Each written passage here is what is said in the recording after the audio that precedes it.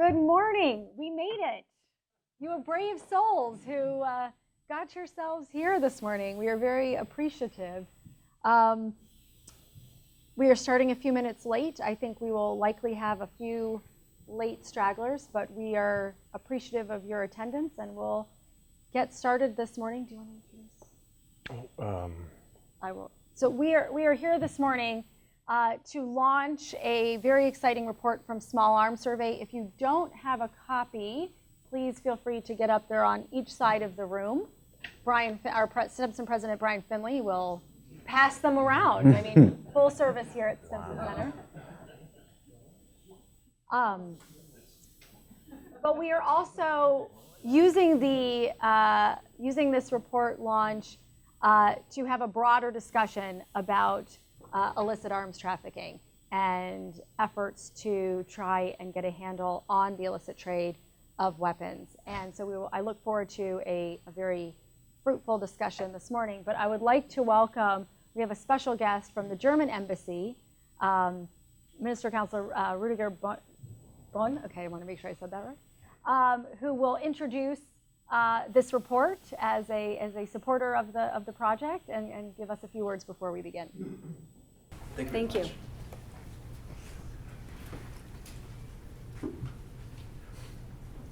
So I hope everybody can hear me. Good morning, ladies and gentlemen. Former UN Secretary General Kofi Annan once rightly described small arms and light weapons as the real weapons of mass destruction.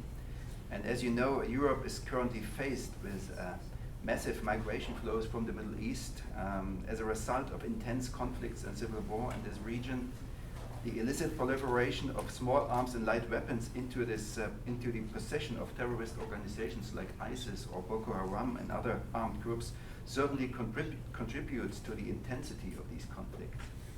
And as the current UN Secretary General Bohn stated in his recent report on small arms and light weapons, weapons enable their user to dramatically enhance the ability to project power and to exercise coercive control within and across the national borders.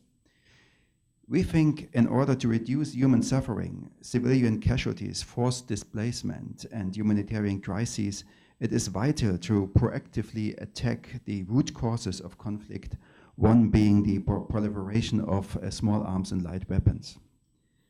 Of course, there are international efforts underway to control illicit small arms. There are arms embargoes and peacekeeping operations. There is the UN Program of Action on Small Arms and Light Weapons. At the same time, the Arms Trade Treaty regulates aspects regarding legal arms trade.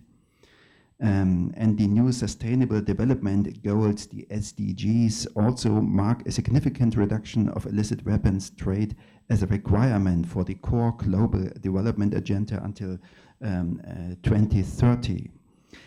Against this background, German Foreign Minister Frank-Walter Steinmeier calls for more international coordination and alignment of agendas.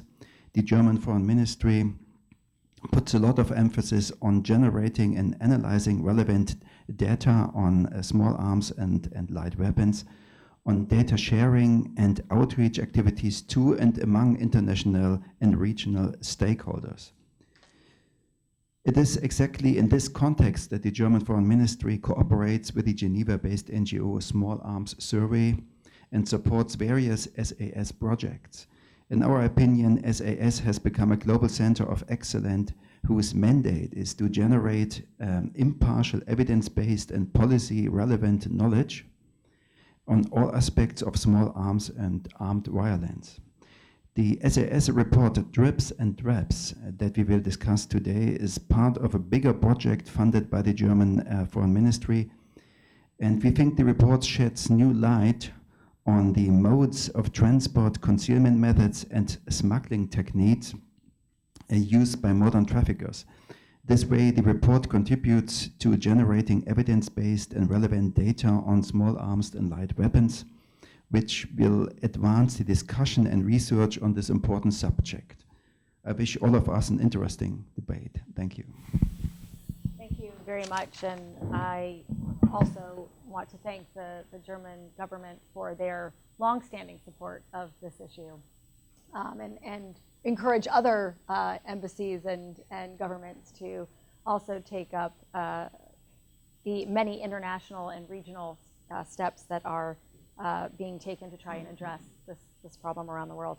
I should have introduced myself before we started. I'm Rachel Stohl. I'm a senior associate here at the Stimson Center. I am the director of Stimson's Conventional Defense program, which works on issues related to the international arms trade. One of the aims that we have in our program is to shed greater light on the risks and challenges posed by illegal or irresponsible arms transfers. And so we're really delighted to be able to co-host this event with the Small Arms Survey on the mechanics of arms trafficking and efforts to stop that trade.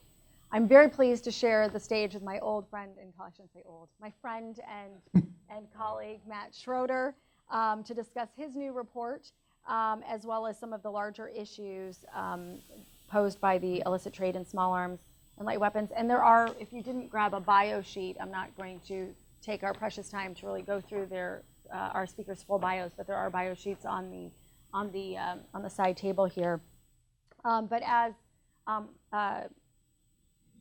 we discussed, Matt works for Small Arms Survey, which is a Geneva-based organization, although he personally is housed here actually at the Stimson Center, which is fantastic, where he examines the arms trade and arms export controls and the illicit proliferation of small arms and light weapons. And we're very pleased to be able to host this event and share the research that he has done. And I'm also very pleased to welcome Special Agent Chris Tafe from Homeland Security Investigations, the National Security Division Counterproliferation Investigations Unit, big title, where he works on strategic planning, direction, and execution of several nationwide programs, including firearms smuggling. So we'll be able to get some insights on how the U.S. is attacking this problem. As I hope we'll hear today, the illicit trade in small arms and light weapons from the United States is much different than we generally think about. You know, I think the movies would have us imagine sort of large shipments of defense equipment that are diverted, you know, at full stocks of weapons that are filling the arsenals of autocrats and despots around the world. And while that does happen, and in fact, those of you who were here 2 months ago, we did a whole event on Victor Boot and sort of his methods of trafficking. Mm-hmm. That's not the only way that trafficking occurs. And as Matt's report demonstrates, a lot of this trade is done in dribs and drabs, which I think is a great title of the report, with weapons and ammunition and parts and components trafficked on a much smaller scale. So we want to talk about this morning the challenges about this form of trafficking, very different from what we've talked about here before at Stimson, and what challenges that may pose for some of the counter proliferation and regulatory considerations. So with that, I want to turn to Matt to present his new report and share with us the information that he found. Great. So thank you, Rachel. And I want to thank Stimson for, as always, being a very gracious host and for the great cooperation that we're able to engage in. And Ruediger for joining us, despite the travails with the metro system and the German government's extremely important support, and Chris for joining us. It was a huge relief to get Chris here because he's going to provide a very, very important perspective on this issue. So what I thought I'd do today is provide a brief overview of the report that we're launching this morning, briefly summarize some of the main findings, and then highlight some of the policy implications of those findings. Is it all right if I stand and walk around? Okay. Is that good? Does that work? You're all good. Right, good. So the primary reason why we undertook this study was to begin to address what we believe is a critical gap in the data on illicit small arms, and namely the mechanics of small arms trafficking. There's a fair amount of data on the sources of illicit small arms. There's some data on the recipients and how they use weapons, and there's some data on the types of illicit small arms. But there's how these weapons get from the source country to the destination country has received surprisingly little attention, and particularly in regards to countries outside of conflict zones. So our study is an attempt to start to fill this gap. And to that end, we compiled data from court from court cases on 159 separate cases of arms trafficking from the United States from 2010 to 2015. This was part of a much bigger data set of around 250 cases that we'd identified, but we eliminate around 80 or 90 for various reasons that are summarized in the report. So that's the data foundation of this report. And I should probably, before I proceed, I should probably explain why we chose the U.S. as a case study. The first and probably the most important is data.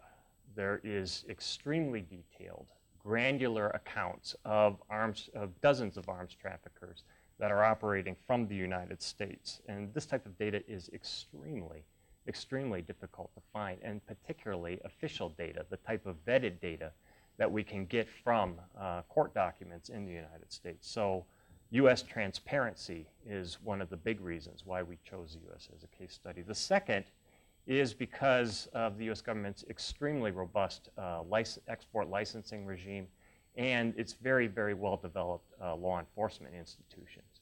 We thought this would be a very interesting contrast to what are often underdeveloped governmental institutions and capacities in the countries in which researchers often focus when they're looking at arms trafficking.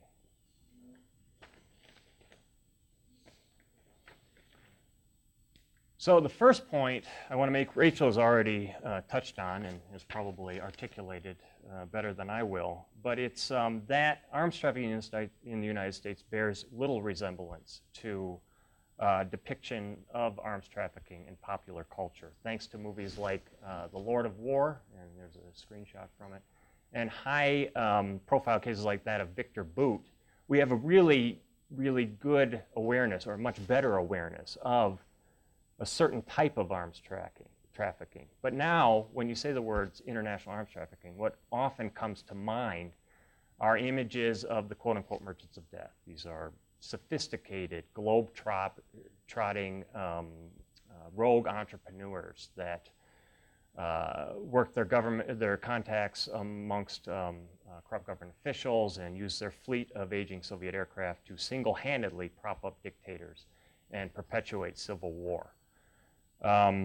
These characters do exist, as Rachel mentioned, and they can do tremendous damage in certain circumstances. But their role in some regions of the world, and probably most regions of the world, in terms of day-to-day arms trafficking, is extremely minimal or non-existent. And this appears to be the case in the United States. So instead of a few merchants of death kind of running the show, what we have is an amorphous conglomeration of hundreds of individuals and loosely affiliated arms trafficking networks, most of which have very little contact with each other, and nearly all of which approach the task of illicit trafficking in very different ways. Some of them only traffic in firearms, some trafficking in various commodities. Some of them disassemble the weapons before they ship them, some of them just ship the whole thing. Some of them go to great lengths to hide the weapons that they smuggle. Some of them don't bother at all. So it's full gamut. Just to give you an example of the former, of weapons that are thoroughly hidden, are two handguns that were found by Honduran authorities in a shipping container from Miami in 2010. The handguns had been submerged in green paint in two Coleman beverage containers. Those two beverage containers were then placed in two separate white PVC pipes. Caps were put on the end of the PVC pipes. Then those PVC pipes were put into a box, which was then surrounded by boxes of other household items, all packaged in a 20-foot shipping container, hundreds of which will pass through that particular port every day. The fact that they found those two handguns is just astounding. And then in contrast, you have reports from customs agents of arms traffickers that they bust because they drive up to a port of exit or port of entry, and the customs officer looks in the passenger seat and he sees 7,000 rounds of ammunition just sitting in plain sight. So a huge variation in the sophistication and the techniques or lack of techniques employed by arms traffickers. We see similar variation in the modes of transport used by traffickers operating from the U.S., which range from literally just padded envelopes that they drop off at the local post office, to, again, the 20-foot shipping containers that are rented from commercial shipping entities and then are loaded on giant boats with hundreds of other shipping containers and make a transcontinental voyage.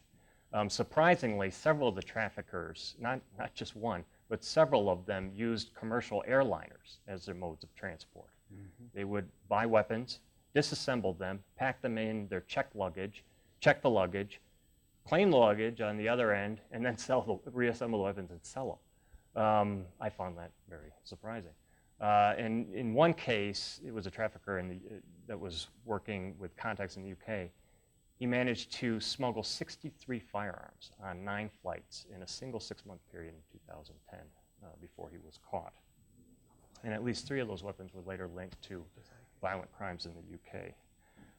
Not surprisingly, most weapons smuggled into Mexico were driven across the border, but even in that case, there's a lot of variation. We were expecting to see some type of pattern, a preferred make or model. There wasn't.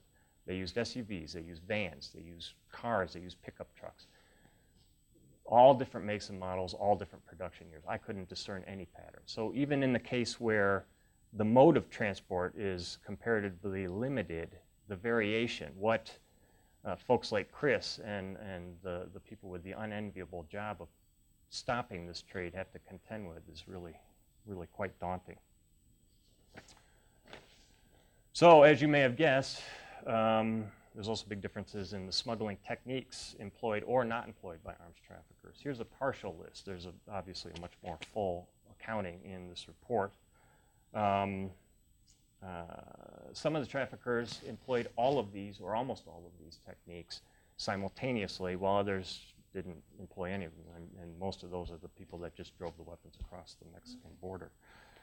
And one thing I thought was notable is that some of the traffickers demonstrated a real capacity to adapt, to change their operations in response to actions by law enforcement. And I'm thinking specifically of a case of 2 brothers from Thailand who were purchasing firearms parts in the United States and then shipping them to Thailand and selling them illegally. One of their shipments was interdicted by customs, and in response to that, they completely overhauled their operations.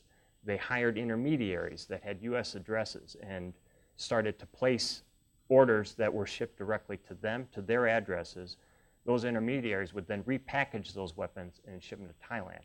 And that effectively, that significantly reduced their visibility in the operations. Eventually they got busted, but not before they had shipped at least 240 shipments of firearms parts valued at more than $1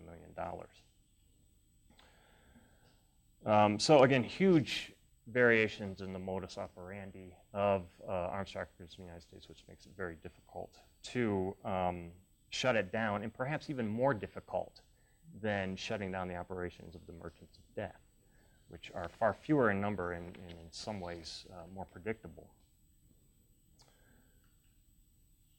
Okay, the second finding from the report that I want to touch on is the apparent tendency of traffickers in the United States to circumvent arms export licensing requirements rather than trying to fool or manipulate them. Instead of falsifying end-user certificates, which is a common tactic by the Victor Boots of the world, or diverting shipments en route, they bypass the system altogether. That is in no way I don't want to appear to be diminishing the importance of export controls. They remain absolutely vital, as evidenced by some of the cases of licensing officers and end-use monitoring programs at the State Department detecting diversion schemes and sometimes thwarting those diversion schemes, sometimes massive diversion schemes. Those still occur, and they occur, and traffickers still target U.S. weapons. But it's not, those controls, export controls, end-use monitoring programs are necessary but not sufficient. Countries, the international community, need to look at the full gamut of controls, including border controls and developing law enforcement institutions when attempting to combat this problem. I don't want to take up too much time, but there are a couple more findings I want to touch on. The first is the prevalence of trafficking in firearms and accessories. In at least more than half of the cases that we looked at, firearms and accessories were trafficked, and in around 13% of them, they were the only items trafficked. And the traffickers, the trafficking networks that focused on parts and accessories were some of the most prolific and had the greatest geographic reach of any of the traffickers we looked at. There were a couple networks that when the leaders were finally arrested, they had shipped hundreds of shipments, untold numbers of parts to more than 24 countries. That was unusual and seemed to be limited primarily to those that were trafficking in parts. I mention this because oftentimes the international community, and as reflected in international agreements and multilateral transparency mechanisms, tend to downplay parts and especially accessories, which can be very, very dangerous when traffickers can disassemble a firearm, ship it in different shipments, and then reassemble it on the other side. There's no reason not to focus on especially key components just as rigorously as you do the weapons themselves. And then finally, another thing that was very, very evident in the case that we looked at is the importance of the private sector. Law enforcement is monitoring thousands and thousands and thousands of shipments every day, trying to monitor. There's no way that they can identify those 2 handguns submerged in green paint in Coleman containers in the hundreds of thousands of shipping containers that pass through our ports every year. They need the cooperation and support of the private sector at every stage, and not just the clerks at retail gun stores or the defense manufacturers, but the shipping agents. Anybody that is responsible for any part of the transfer chain, their involvement is vital. And there's one particularly poignant case that we looked at involving the illicit trafficking of grenade components, grenade bodies and pins, et cetera. They're legal to purchase in the United States as long as it's not a functioning grenade. It's not permitted to export them across borders without a license. But because the individual who was trafficking them to Mexico the law enforcement didn't have any direct evidence of him moving them across the border, their hands were tied. But they built the case against him through a lot of support from these military surplus stores whom he was buying out. In one case, a clerk at a military surplus store informed, I think it was ATF agents, of a purchase within 10 minutes of him leaving. They also directed a shipment that he had ordered to U.S. law enforcement to mark the items and then reroute back to him. So lots of ways in which they contributed to his eventual arrest and extradition from Mexico. And what the damage he was doing with those grenades was tremendous. So very, very important. So I think I'm going to stop there, but I'm happy to answer any questions you may have.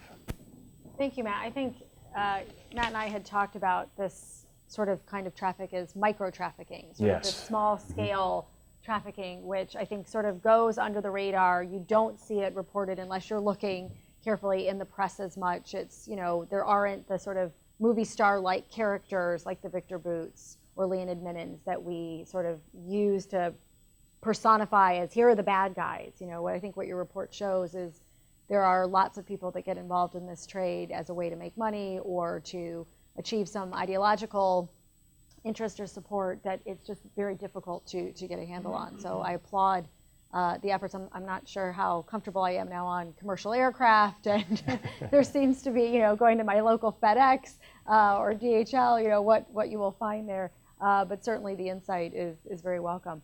I think it's excellent now to turn to Special Agent Chris Tafe to talk about how Homeland Security investigations undertake their efforts. And I just want to make a note. So this event is public. We're obviously videotaping the event. However, Chris's remarks are, if you would like to use them in a direct quote, you need to actually get permission from Homeland Security to do that. And so if you're interested in that, you can contact Chris. But I just want to put that Thank you. out there. I think he will be frank and open, Yes. and I've seen the slides. The slides will be up as well, Yeah. but just to make sure we have that base covered. Thank you, Rachel. Matt, great. Thank you you set it up really nice for me to talk about HSI. So I want to go over with you all a little bit real quick about who Homeland Security Investigations is and how we fit into combating this problem of the international trafficking and smuggling of firearms, light weapons, explosive devices. And I'm just going to touch on who we are and then a little bit about the laws, and then I'm going to get into some of our unique authorities, and then we'll open it up for then our relationship with ATF, how we work closely with ATF as a team to combat this problem, and then touch on some of our unique authorities, and then we're going to open it up for questions. So quickly, who HSI is.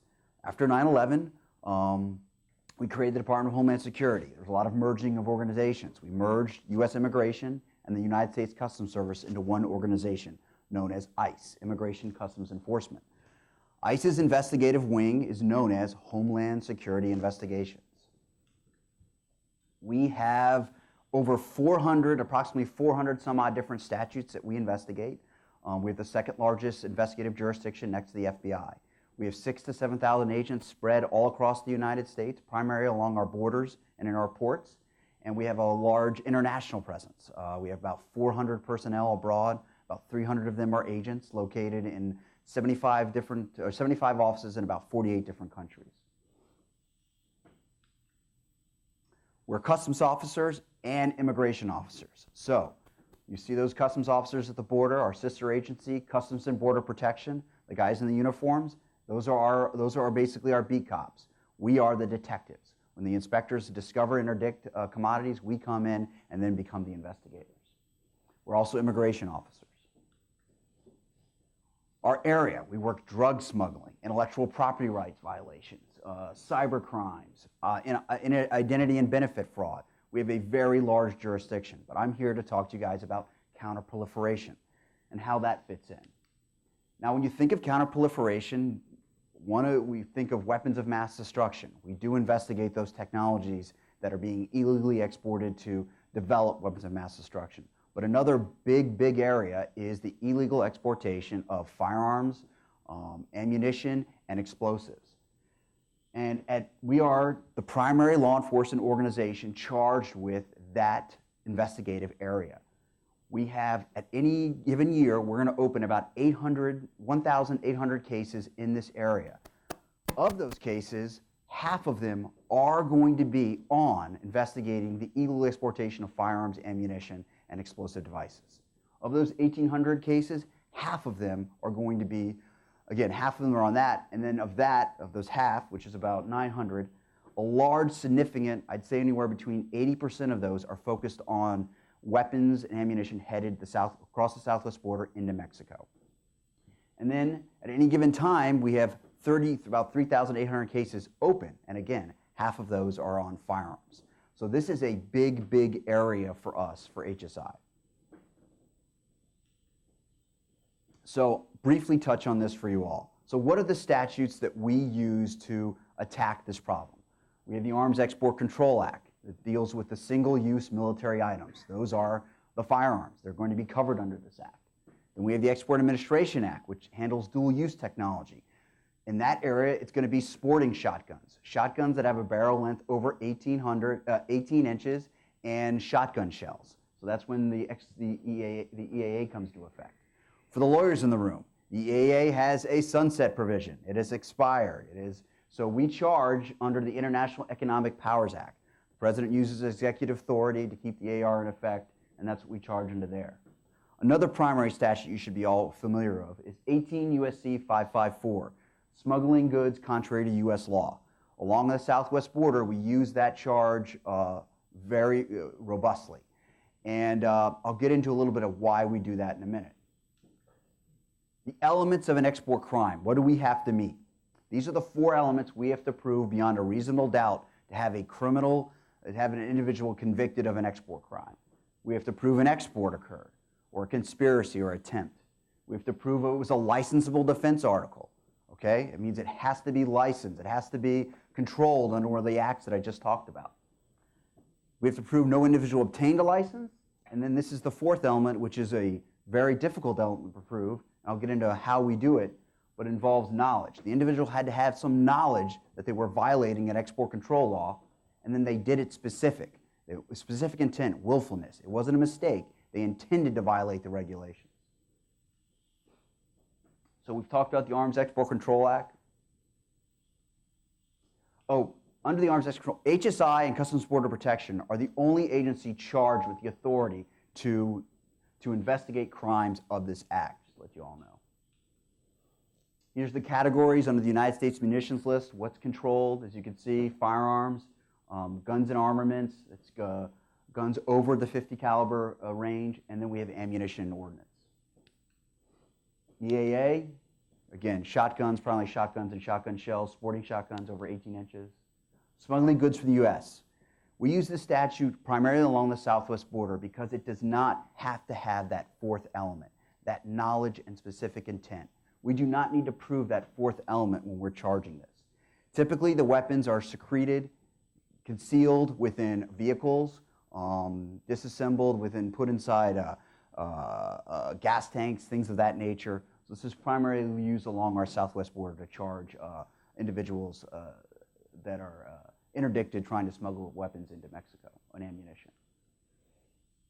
HSI works very closely with ATF, but we do have lanes. When you think of ATF, think of the domestic intrastate trafficking of firearms. That's within the United States, straw purchasing of weapons. They primarily use a statute known as 18 USC 922. When it comes to cross-border activity, cross-border crime, weapons crossing our border and going into Mexico, Canada, the Caribbean, that's when HSI becomes involved.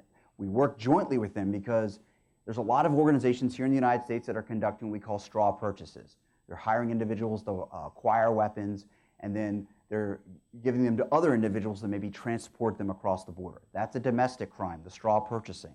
Those are 922 charges. When it crosses the border, that's when HSI comes involved with the smuggling statutes and the Arms Export Control Act. So some of our unique authorities: Border Search Authority, paramount. If you're traveling from the United States, exiting the country, and you have firearms hidden in your checked baggage, we have the ability, as you leave the country, to search your bags for those items. If you're crossing the border in a vehicle, we have the ability to search your vehicle. We can do destructive searches. It's basically your Fourth Amendment rights are suspended at the border. Export Enforcement Subpoena Authority. We don't have to go to the prosecutor's office to get subpoenas. We can cut those subpoenas in our offices to obtain shipping records. Customs Mutual Assistance Agreements. Those are agreements we have law enforcement to law enforcement in foreign countries with foreign customs services where we obtain shipping records from them and they can conduct law enforcement activities for us. Very important tool. And then finally, undercover operations. Undercover operations come more in the effect of the Victor Boot type situations where we're dealing with an individual who's trying to acquire large quantities. Still though, it's a powerful tool. Because of that fourth element, knowledge and specific intent, our undercover operations, we interject an undercover agent, maybe through an informant, and we get on tape and on video conversations where we talk about the individual knowing they're violating the law, and they specifically intend to violate the law. So it's a very important tool for us. So one of the things I like to remind people is firearms are not contraband. They're not like narcotics. If you have narcotics, immediately you can be arrested. Firearms can be legally possessed in this country. So these statutes regarding knowledge and specific intent, that's why they're there. When you take that weapon and you're trying to transfer it across the border, that's when it becomes an illegal act, when you haven't obtained an export license. So that's just something I like to remind people. It's not like a drug case. Firearms cases are difficult to prove because of those elements we have to prove, especially under the Arms Export Control Act.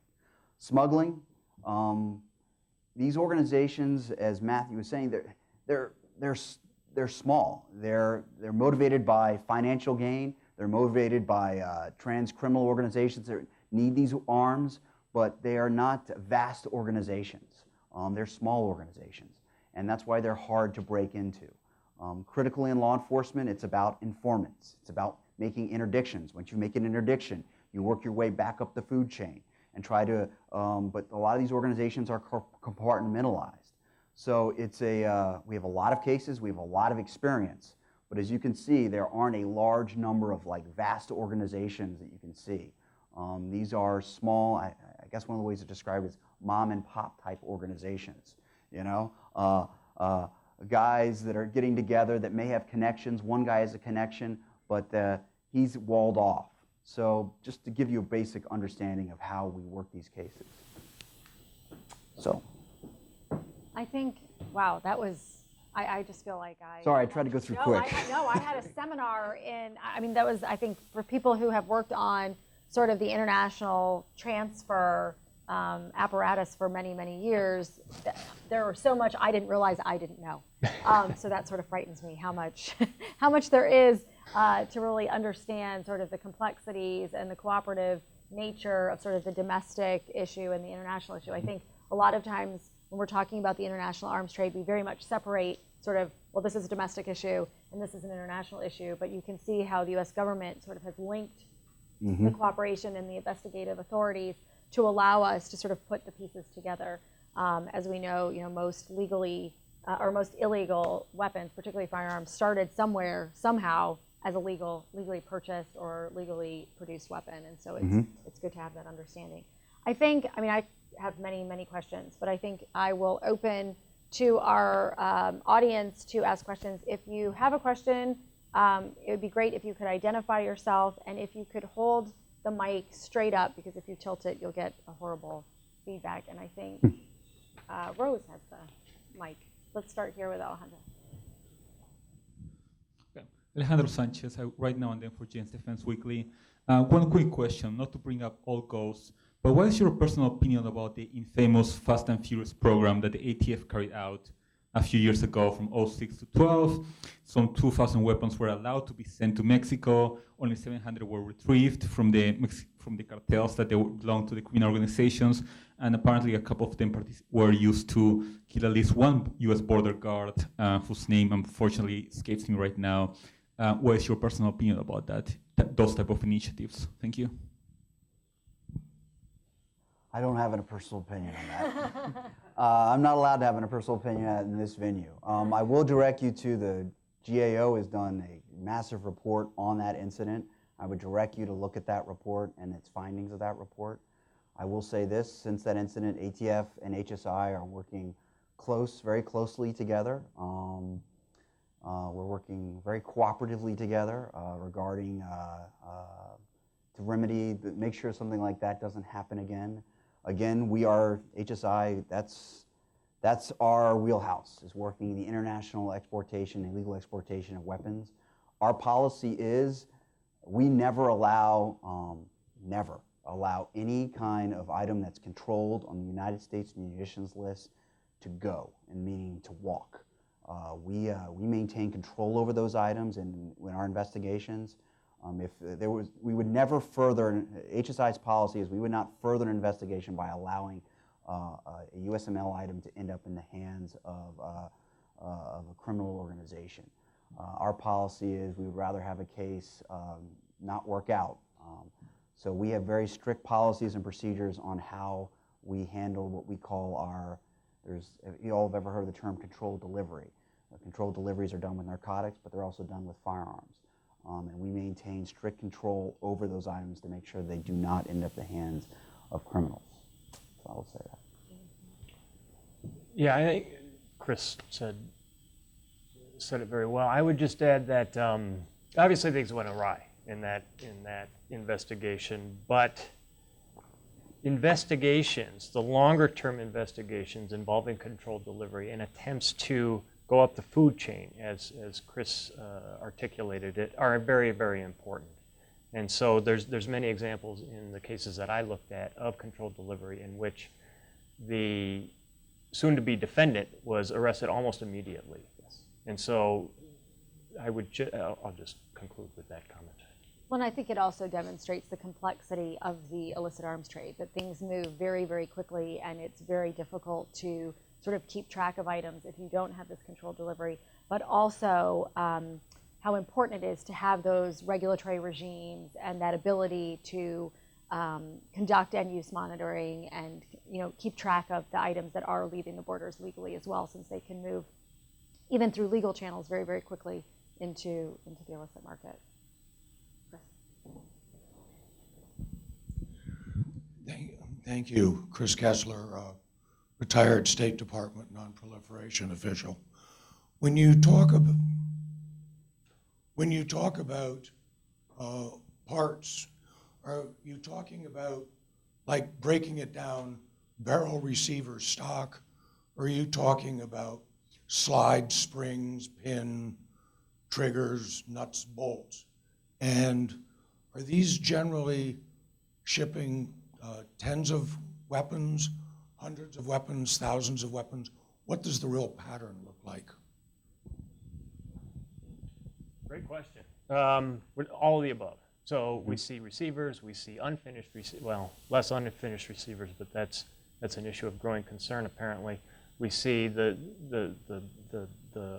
items, the springs and butt stocks, and then also accessories, everything from basic telescopic sights to very expensive thermal sights. So we see, in most of the examples that we saw were sent in small quantities, but there were a lot of them. And so in aggregate, there were large numbers of weapons. It's really hard to say exactly how many, because oftentimes the weapons that are listed, you don't, in the indictments and in the complaints, you don't know if those were weapons that were actually transferred, intended for transfer, or intended for domestic sale. So to get a bead on exactly how many were trafficked by the individuals that we looked at is very, very difficult. But the shipments themselves, most of the time, were up to about 20 weapons, and then less frequently 20 to 60 or 80, and then very infrequently more than that. Thank you for this report and panel. Bob Berg, I chair the Alliance for Peace Building, and I'm newly affiliated with the Stimson Center. Two questions. One is, do you feel that there's any need for additional legal or administrative authorities? And secondly, not every country, cooperating country, is as enlightened and professional as Germany is. And I wonder whether there are holes in the nets that, on the other sides, that you'd like to identify. Sure. The authorities that we have, I think, are great tools. Smuggling 554 is a great statute. We use it. We really use it along our southwest border. We're actually using it more because of it doesn't have that knowledge requirement. We're trying to actually use it in the technology fields, the illegal exportation of technology. Some U.S. attorneys are becoming open to that. When it comes to firearms, it is. The Arms Export Control Act, the knowledge and specific intent requirements are a very high bar for us to meet. I won't comment on whether we need additional tools or legislation, but I think the tools that we do have right now are working. Yeah, I would defer to Chris on U.S. Authorities. In regards to gaps in the international system of controls, there are many. There are some very obvious culprits in terms of governments, but there's a lot that's really unknown. Simply because I find a Pakistani name your country RPG-7 launcher in a war zone doesn't necessarily mean that Pakistan is at fault. The nature of the international arms trade is that weapons move circuitously, and the nature of small arms and light weapons is that they last for a long time. So we've done analyses of illicit weapons found in caches in Iraq, Afghanistan, Somalia.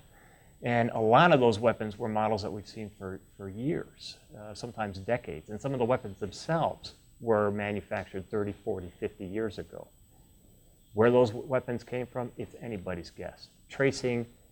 Going back through that transfer chain is almost impossible. So there's a lot that we don't know about the illicit arms trade internationally. But we do know that there are some governments that contribute in ways that are not helpful. I'm not going to name names. This is probably not the appropriate forum, but some of the governments, their policies contribute disproportionately to the problem. Other questions? Colby? Thanks. Hi, Colby Goodman with the Center for International Policy. I have two questions, one for Matt and one for Special Agent Tate. For Matt, I wonder if you could talk a little bit about the range of penalties. I know that sometimes that can be a challenge, if you've looked into that at all. And then for Special Agent Tate, I wonder if you could talk a little bit about export control reform. I feel like it's coming in and out, sorry. Wow. So I know that... I serve on the Export Control Reform Task Force, so you picked a good. good guy. Yeah, Yeah. I'm our liaison to that task force. So Great, okay. So one of the, as I understand it, one of the reasons for export, one of the reasons for export control reform was to sort of reduce or increase the clarity. But there's a lot of small businesses that have talked about frustration. The export control was actually added confusion. And so, and I wonder how that affects your ability to sort of, pursue cases with sort of like making sure that that the item is controlled, and then making sure that the exporter or would-be exporter actually know that they were violating. okay. And could I add to that, since I'm going to take the moderator's prerogative, that the sort of attempts to reform, particularly categories 1, 2, and 3, would that make, based on what you said in terms of having this clear distinction, if things were moving, would that contribute to sort of this lack of clarity and, oh, well, I thought, I didn't need a license for that because Okay. I thought it was, you know what I mean, on the CCL, and really it's not. So how that fits in with that reform effort. Do you want me to touch on that first? Do you want me to? It's up to you. All right, so is everyone here familiar with export control reform is? Let me touch on that real quick so y'all can give you a basis for. So right now we have 3 different licensing agencies: state, commerce, and treasury. We have 3 different licensing acts: the Export Administration Act, the Arms Export Control Act, and we have OFAC that deals with our embargoes and sanctions. We have primarily 3 different law enforcement agencies: HSI, the Department of Commerce's Office of Export Enforcement, and the FBI. So export control reform is to create what we call the 4 singles: 1 licensing agency, 1 set of regulations, 1 primary law enforcement agency for industry to be able to report violations to, report tips and leads to, and just one enforcement agency for them to deal with. And then they want to put them on all 1 IT infrastructure, meaning that there's 1 website, there's 1 database for all the licensing information to be housed in. So that's the President's initiative. It started in 2009, so we're in year 7.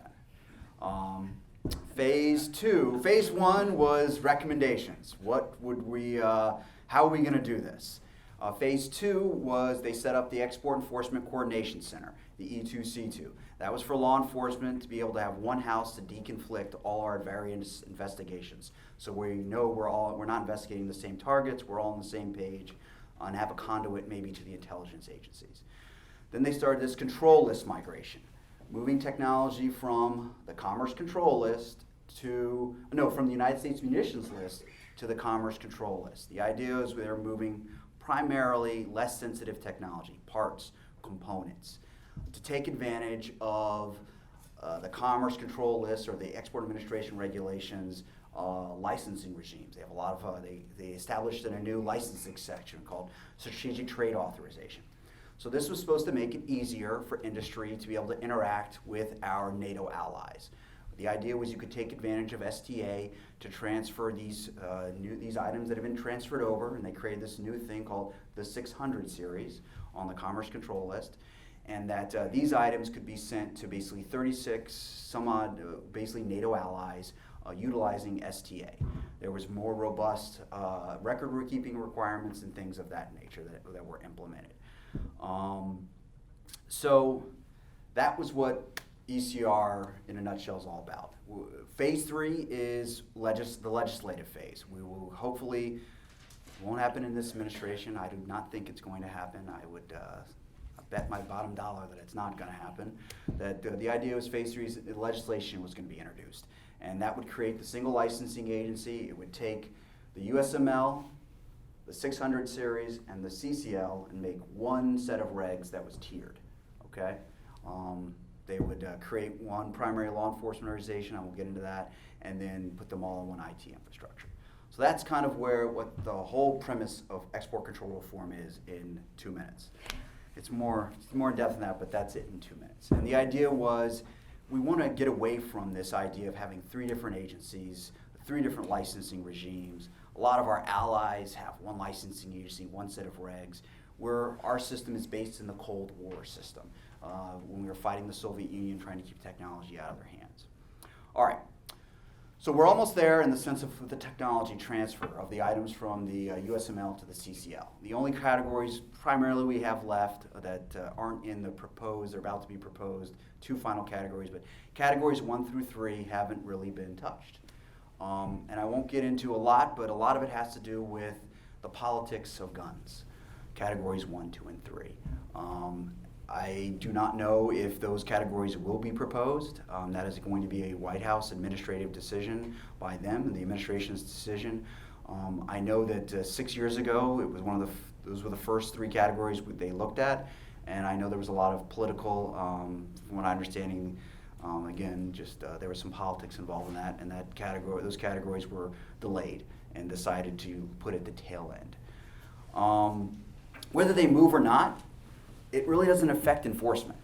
Whether those items are moved from the USML to the CCL, they're going to have the same licensing requirements to the same places. So from an enforcement standpoint, it does not affect me or my law enforcement organization. When it comes to small business, I understand the difficulties. I am our Project Shield America coordinator. I go out and talk to industry all the time about ECR. I talk to them about the regulations. I talk to them about what we're doing. And I get feedback from them that they've stated to me, if we stop in this phase 2 without creating the single licensing and a single set of regs, it makes it more difficult for me to be able to export my commodities. I hear that on a regular basis from industry. So I understand it. I think, I know my organization, Homeland Security Investigations, we would, as anyone would, just like industry, we prefer one licensing agency to deal with, one set of regulations to enforce. It would make our job significantly easier to deal with, because we have to get these things called license determinations, not so much for firearms, but with dual use technology. We have to come in and the item, as I showed you the 4 elements, we have to prove the item required is licensable. Is it on one of these lists? And that process sometimes can take a lot of time for the licensing agencies to determine who has control over it and at what level of control it is. So yes, phase 2, if we end in phase 2, I think it would be, I hope we can get to phase 3. Maybe not in this administration, but maybe in the next. Because I don't consider, from my experience, this item, ECR, export control reform, or the reforming the export control system doesn't really fall upon party lines. I see it more as a hawk and dove issue. And when it comes to national security, how you feel about national security. So hopefully we can get to phase 3, because I think it'll be better for small business. It'll be better for the licensing for enforcement. So I'll just leave it there. I'm sorry, I know I went on for a while, but. Just quickly, we didn't keep track of penalties. We had a lot of data. We had 30 columns. Jeff Brem did a tremendous amount of work on the report, and I couldn't have done it without him, and he knows very, very well how much data that we did collect. That would have been helpful. I can tell you that almost all of the defendants that we were tracking were eventually either plead or were convicted, so the conviction rate was very, very high, but the penalties we did not keep track. Other questions? Yes, please. Al Brooks, Spectrum Group. I have a question, I guess, for the entire panel. Are you concerned at all about additive manufacturing, sometimes known as 3D printing? It would make it easy for components to be produced in a destination country without without a factory. And also, I guess you cover cybercrime. That technology can also be stolen and then used to produce components in a destination country. Well, from the cybercrime, it's on the internet. I mean, the blueprints and things to manufacture lower receivers, this is an example, is out there. The Department of State has taken an opinion on it, and I know they've issued some guidance on that. So I'll leave that there for you guys to go to the Department of State and look at their guidance regarding on that. And I think it's actually being litigated. So I'll leave it there. It's something that's on our radar. We've looked at it. The HSI, we've looked at it. We've looked at the threat. Right now, just based on my analysis of the cases that we have, it is not, I say, a problem yet. We will see, maybe as 3D printing progresses, how how the technology advances. It could present a problem, but right now, just my opinion, based on what I'm seeing, I don't see it right now. And my understanding is the case that's being litigated is whether or not it's a First Amendment right to keep the details of the specs, how to produce, say, a weapon that would be controlled on the U.S. munitions list. Can you legally, can the U.S. The Director of Defense Trade Controls control those words to prevent people from printing out, using a 3D printer to create that weapon and then potentially. But the genie's out of the box. Right, I mean, it's on out the there. net. Right, it's just a question of whether or not it can be controlled, and Right. that's certainly. And whether we should, enforce that law, enforce that under the regulations. So and you can imagine the politics of a First Amendment issue combined with a Second Amendment issue, and how complicated that might be for litigation purposes. So it'll be interesting to see, I think, how those cases are resolved, since State Department has taken a position that those are controlled items and controlled technologies. So we'll see how it shakes out. I would just say it's early. This is relatively new technology, so we don't know what the full impact is going to be. I will also say that we're already seeing a lot of trafficking in the parts that are advertised for printing through 3D printers, professionally manufactured parts. And also we're seeing improvised manufacture, craft production is not a new phenomenon, and sometimes it's extremely sophisticated. Most recently, we've seen the production of battery units, improvised homemade battery units for shoulder-fired surface-to-air missiles that work well enough to actually launch the missile. And the implications of that is you have a pile of 30-year-old SA-7, Soviet-designed first-generation SA-7 shoulder-fired surface-to-air missiles, for which you don't have batteries. All of a sudden you have batteries for that. Those systems not only become usable, but they become more useful because the factory manufactured battery has a lifespan about 40 seconds to a minute. Whereas some of these improvised batteries that they've designed, you can turn them on and just monitor the skies for 30 minutes or longer. So the problem of improvisation, DIY weapons, is not new. And so 3D printing is just another element to that problem, element of that problem. Thank you. Another question. You just provided a segue into the question I was about to ask, and that is, this conversation has been basically about small arms. Could you say a few things about light weapons in this context? How much trafficking are you seeing related to small arms, or is the light weapons pretty much a different kind of activity, different people utilizing different methods to smuggle the arms? Good question. So I've done 2 studies now on illicit small arms in the United States. One looked at what's available in the United States, just the inventory of illicit small arms. And the number of illicit light weapons is minuscule, very, very small. This study, 159 cases, the number of cases of trafficking of light weapons, what was it, 4? It was 2. Two. So it's I don't want to say a non-issue, but it pales in comparison to trafficking in firearms, parts, accessories, and ammunition. And if you look at Mexico, you look at other countries, even the countries that acquire U.S. weapons, they're not getting them from the United States. I know of very, very few examples of diversion from military depots, which is where they would have to get them because they're not legally owned, with some minor exceptions in the United States. And most people would recognize that that's almost like contraband, you know, like if you had something like that, it would stand out. It's not like a firearm that can be legally possessed. With, you know, ATF has regulations regarding these weapons. You know, I think World War II collectors can have some of these kind of things, but they're not prevalent. And it's not a problem that I see in our caseload either. Yeah, Colby. Benefit of a small event, you can. Yeah, that's great. So I have I have two questions. Sorry. First question is, as Rachel sort of alluded to, it is surprising how many firearms are being smuggled over the airplane, or using airplanes, and I wonder if you can sort of both of you comment on how that's happening and what are the efforts to sort of address that. And then two, I have a follow-up question on export control reform. I'm just wondering if 4 items in the 600 series on Commerce List.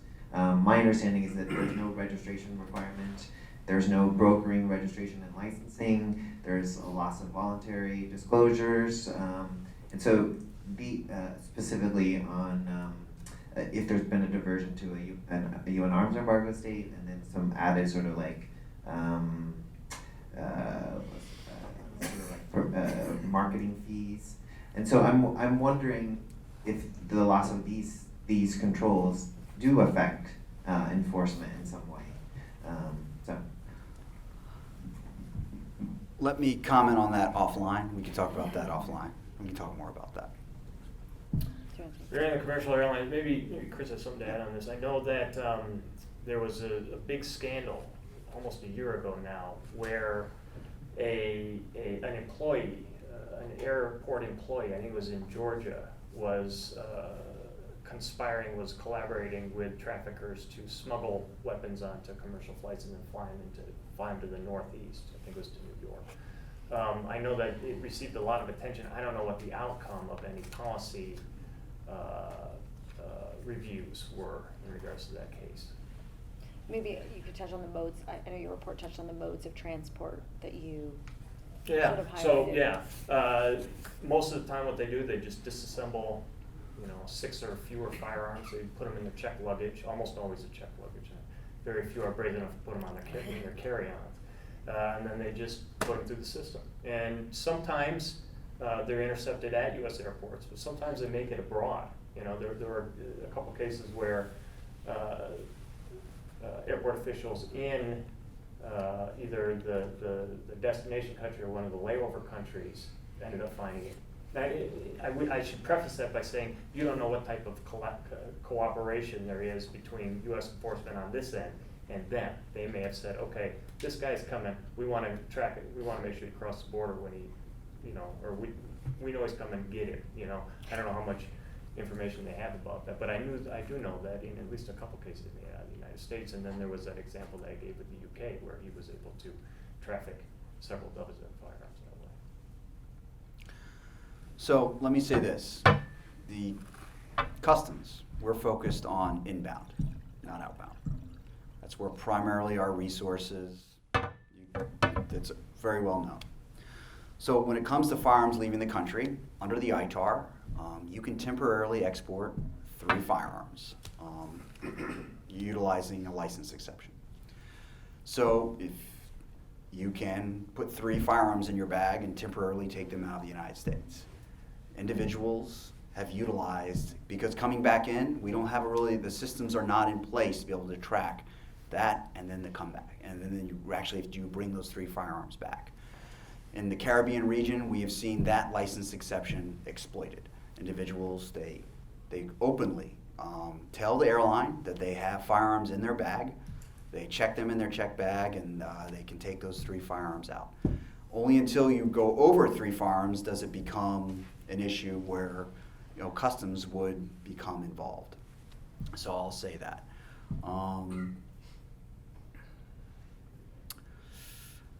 TSA. TSA's mission is focused on what? Finding bombs, right? That's their mission. That's their mandate. Under their authorities, they are to look for bombs. They are not to look for drugs, narcotics, firearms leaving the country. That's their mission. So that is putting firearms in checked baggage and leaving the United States. I would say, especially into the Caribbean region, that is an issue that we are aware of and we are working on.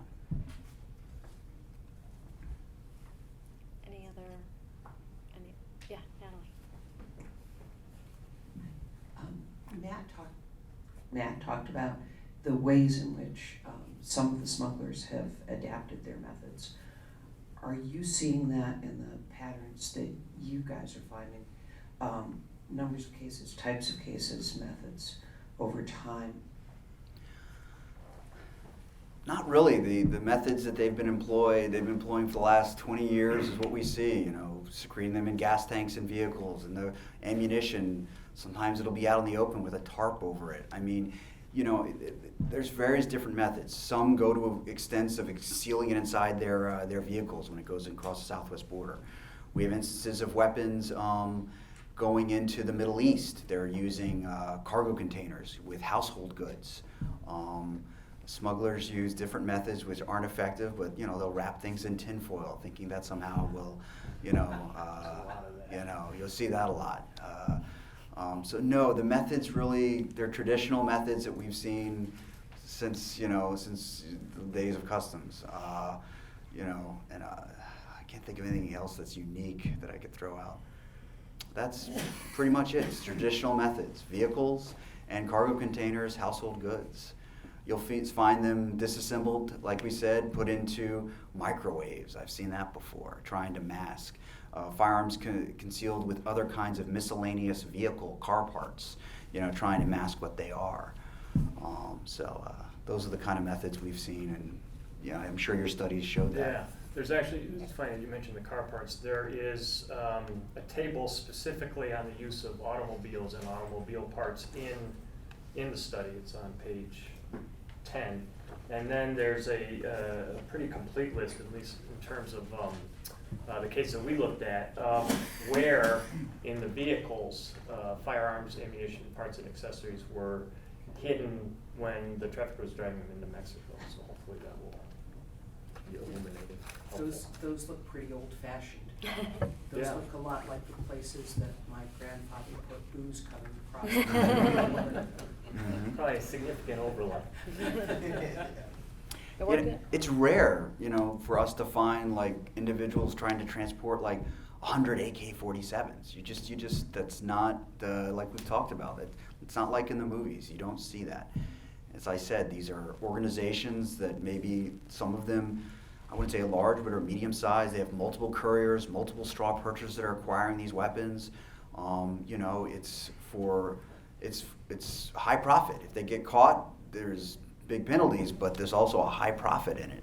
And they'll fire these individuals that, for very little money, they'll drive these weapons across the border, and hidden, within the floorboards of the vehicle or in the door jams or whatever, disassembled. 3 or 4 firearms, maybe 1,000 rounds of ammunition. And, sometimes that same person, they have a legitimate reason to going back and forth. Those are sometimes the perfect people to use. So. Any final questions before we conclude?